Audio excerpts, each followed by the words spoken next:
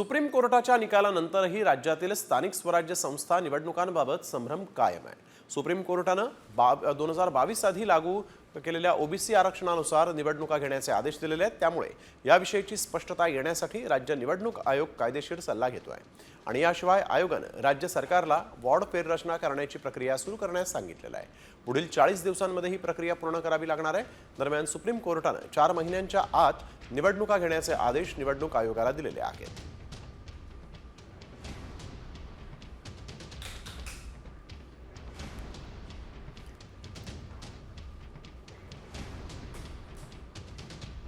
तर पाहूयात यावेळी एक महत्त्वाची बातमी आपण बघतोय। याच निवडणुकांसंदर्भात काय नेमकी घोषणा झाली होती आणि आता कशा पद्धतीने काम होणार आहे ते आपण बघतोय। फेररचनेसाठी स्थानिक स्वराज्य संस्थांच्या महापालिका ज्या आहेत त्या आहेत 29 महापालिकांमध्ये ही निवडणूक होणार आहे।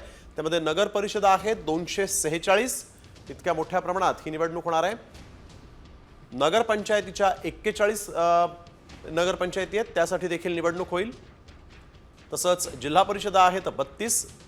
फेररचनेसाठी स्थानिक स्वराज्य संस्था आपण बघतोय। पंचायत समितीच्या 336 जागांवर निवडणुका होणार आहेत।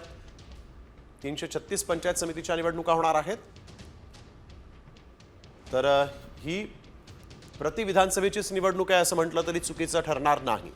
तर आपण बघतोय यावेळेस कशा पद्धतीने स्थानिक स्वराज्य संस्थेच्या निवडणुका ज्या आहेत त्या